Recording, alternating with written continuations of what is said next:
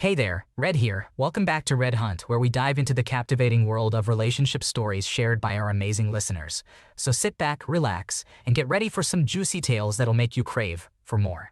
Don't forget to hit that subscribe button and join our vibrant community. Am I the antagonist for banning my husband's sister from my house until she uses the names of my twins? I am a 38-year-old woman who is married with 2 children. My daughters, Amy and Nina, are both 6 years old. We live in the same town as most of my husband's family, in a house that I inherited from my grandfather. It is the largest house in the family, so we often host family gatherings. My husband's youngest sister, Jane, who is 31 years old, has been traveling for work since her early 20s. In mid-2022, she moved in with her fiancé, who lives about half an hour away from us. Since then, Jane has been regularly attending family gatherings and rebuilding relationships with her relatives. However, the one thing she never bothers to do is address my daughters by their names. Amy and Nina are identical twins, and I understand when people refer to them as the twins, but I believe it is important to respect their individuality. I always remind family and friends that now that they are 6 years old, it is crucial for them to have their own identity. I ask them, if possible, to treat my daughters as individuals rather than a pair or a unit. My daughters have different interests, hair and dressing styles, so it is not difficult to tell them apart. Nevertheless, Jane consistently insists on calling the girls the twins and makes no effort to distinguish between them. I have asked her numerous times to treat them as individuals, just as she does with her other nieces and nephews. Each time Jane would agree, but then continue doing the same thing. During last Christmas, Amy made paper cranes, and Nina painted flower pictures as their gifts for everyone in the family. They signed their names and individually handed out the gifts. Jane's fiancé couldn't join us that year and had to work, so after brunch, Jane video called him in the living room while the rest of us were nearby doing our own things. Her fiancé noticed the crane in her hand and asked where she got it. Jane replied, "Oh, one of the twins gave it to me for Christmas." The other twin drew some flowers. I felt disrespected because my girls put so much effort into their gifts, and they deserve to have their individual dedication recognized. After everyone left, I confronted Jane, telling her that I expected her to call my daughters Amy and Nina from now on, and to treat them as individuals by acknowledging their differences. Jane responded by saying she wouldn't bother as my girls are too young. In response, I told her that she was banned from my house until she learned how to address my girls by their names. Jane stomped off, but my husband agreed with me. A few days ago, my mother-in-law called to plan my husband's birthday in early February. I informed her that we could have the party at my house as usual, but Jane would not be invited. My mother-in-law was surprised and asked for the reason. After learning what had happened, she became angry with Jane.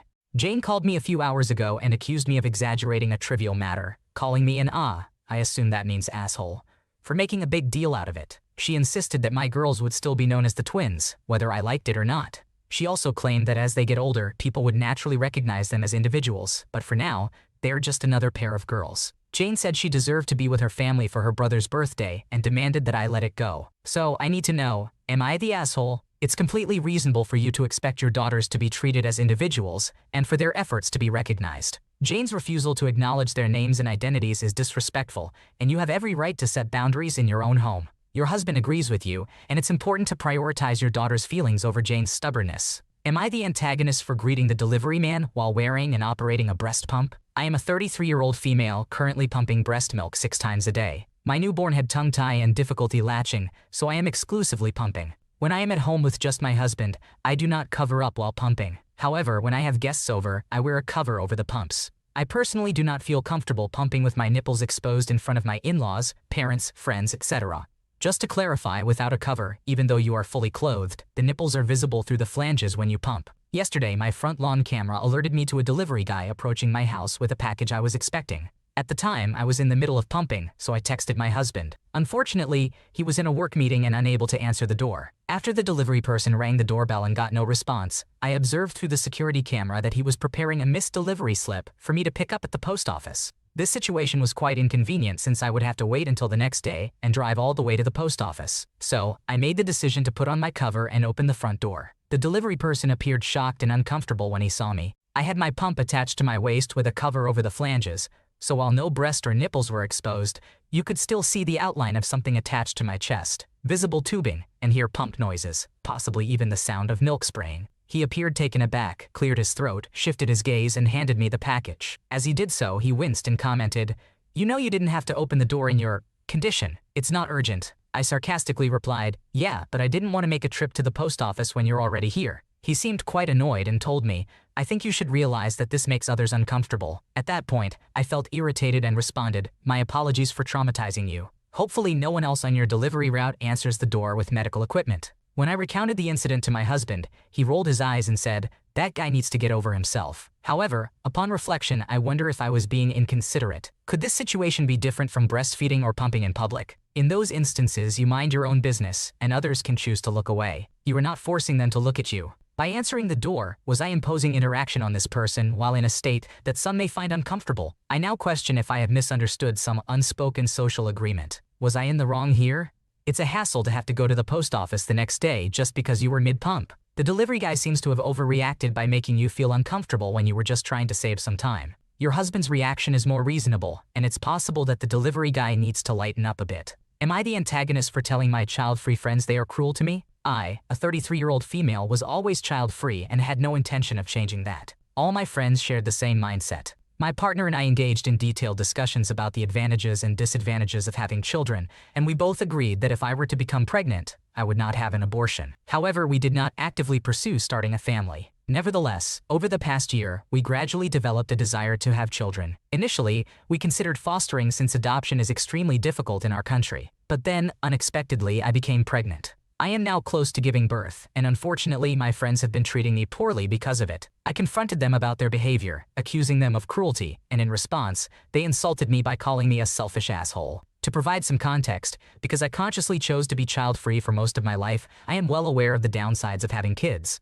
Personally, I believe many people make unwise decisions when it comes to having children, and overall, a lower population is preferable. However, I have never expressed these thoughts to someone's face, especially not when they were expecting a child. It is impossible to know someone's motivations for having or not having children, and I have never passed judgment. Whether someone has offspring or not does not affect my perception of them as a person. When I became pregnant, I experienced a mix of joy and fear, as is natural. Being an inherently anxious person, I always discuss my concerns with my friends, who have always been supportive. However, once the topic shifted to my pregnancy, their attitude changed. Throughout the past 7 months, whenever I mentioned any negative aspect of pregnancy, such as nausea, back pain, or insomnia, my friends would jokingly respond with comments like, "Well, you got yourself into that mess. Now suffer."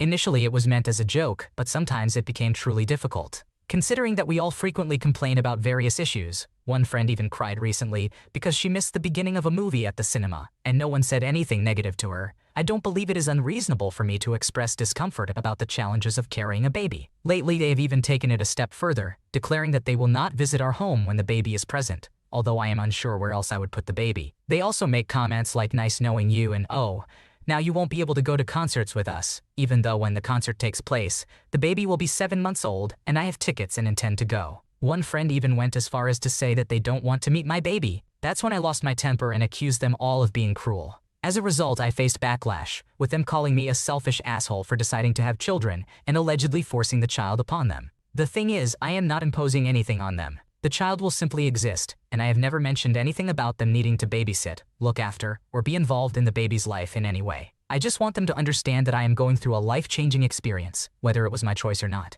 and to refrain from dumping negativity on me whenever I mention anything related to my pregnancy or baby. I don't know. We have all made poor decisions in our lives, and we have always supported each other. This feels like I have become their personal dumping ground due to their own issues with the concept of having children or not. What are your thoughts? It's really unfair that your friends are being so unsupportive during your pregnancy. You're going through a major life change, and it's natural to have some discomfort and anxiety. They should be there for you, not making hurtful jokes and saying insensitive things. You have every right to be upset and call them out on their behavior. Am I the antagonist for snapping at my sister-in-law because she won't shut up about her perfect life? This is my brother's wife. She is 29 years old. My brother and she have been together since high school and have been married for 9 years. They have 4 kids, a 5-year-old girl, twin 4-year-old boys, and another 3-year-old boy. She is currently pregnant with their 5th child. She obtained a degree from college, but she chose to give up her career when she became pregnant with their first baby. My brother took over the family business, so it seems they are financially stable. Ever since she had her first child, she has developed this annoying mother mindset where she can only talk about her kids and how much she loves being a mother. She frequently gives unsolicited advice and asks redundant questions just to keep the focus on her and her children.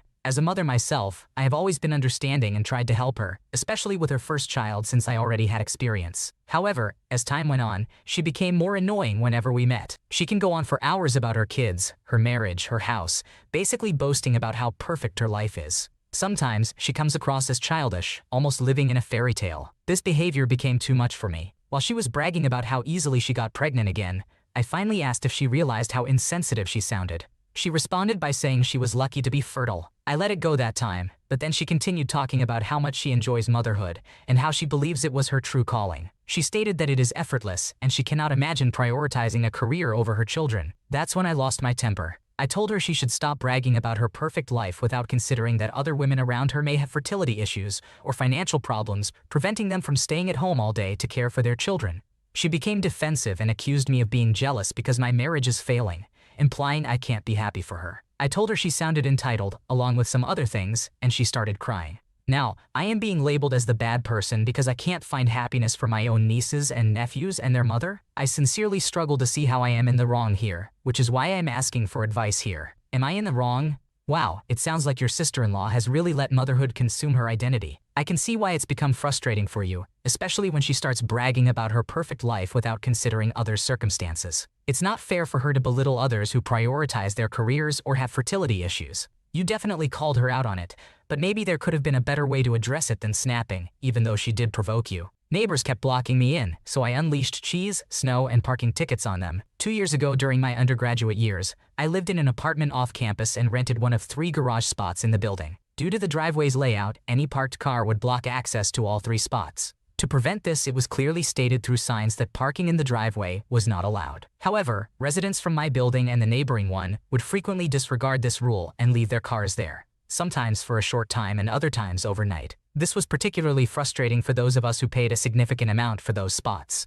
The primary culprits were the individuals living above me. During my first interaction with them, they found it amusing that we were annoyed by being blocked in. This greatly irritated me, and I knew that their behavior would continue if I didn't take action. Initially, I emailed the landlord about the issue, but unfortunately, they did not respond. This led me to explore other methods of discouraging these driveway trespassers. The first tactic I employed was called the cheese drop. Whenever I noticed a car parked in the driveway for an extended period, I would go out onto my balcony adjacent to the driveway and drop an expired provolone cheese slice onto the car. After doing this multiple times, I eventually witnessed them discovering the cheese, finding it amusing. This prompted me to escalate my actions. The 3 of us who parked in the garage were responsible for clearing the driveway when it snowed. However, the individuals above us would allow their friends to drive over the snow before we could shovel it. During a heavy snowstorm, we noticed that they had allowed one of their friends to park in our driveway. When we informed them that he needed to move, he decided to pull up into our neighbor's yard instead of leaving. Our neighbor's Wi-Fi was even named, "Do not park in our yard." They left us his phone number, so I texted him and informed him that he couldn't stay there overnight. In response,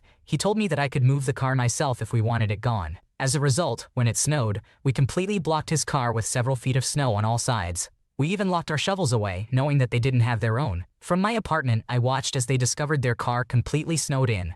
I had warned them that we would do this when we shoveled. They must have stood there with their hands on their heads for at least 10 seconds before one of them dug the car out while the other watched. Despite these efforts, the message was still disregarded. Thus, I decided to take it a step further. I designed my own parking tickets and ticket envelopes and ordered them from a stationary website. From then on, whenever a car parked in my driveway, I issued them a ticket. Legally, I wasn't allowed to actually fine them or impersonate any authority, but it brought me great satisfaction knowing that they would experience panic upon seeing an orange envelope on their windshield. Perhaps they even believed that the tickets were from the landlord. Regardless, after implementing this method, far fewer people parked in my driveway. Those guys in the unit above you sound like real jerks. I can totally understand why you got so annoyed and had to take matters into your own hands. The cheese drop and the snow barricade were hilarious and definitely got your message across.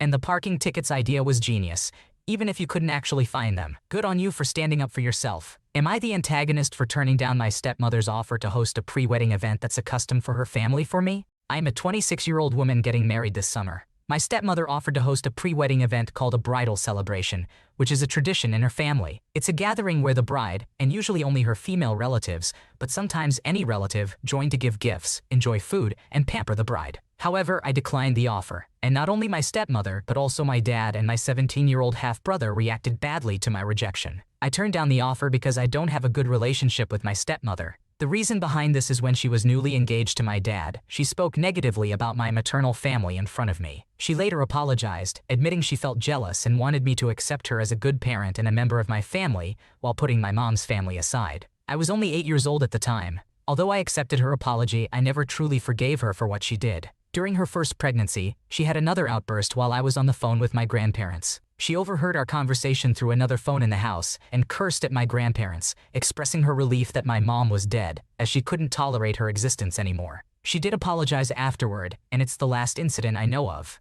However, I never liked her after that, nor did I love her. I couldn't forget what she said, and I never truly accepted her as a member of my family. While I acknowledge that she is my dad's family, I question why he easily overlooked her hurtful words. My dad attempted to mend things by taking us to family therapy and arranging special outings for me and my stepmother. However, I never wanted it to work. Despite her efforts to make amends and earn my forgiveness, I never stopped hearing her say that she was glad my mom was dead. Moreover, I couldn't forget that she had said terrible things to my family for not abandoning me when my mom passed away or when she entered my life. Although she never repeated or did anything like that again, I could still sense her jealousy towards my mom even after that incident, and I noticed she didn't want any mention of my mom in her home. All these factors contributed to my decision to decline her offer. Both my dad and my 17-year-old half-brother are angry with me for hurting my stepmother. She too is angry and asked me what she should do to earn my forgiveness and let go of her past mistakes as a new stepmother. My half-brother insisted she is the best mother and deserves better. He believes I should appreciate her more for giving me siblings and respect the fact that she has been my mother for a longer time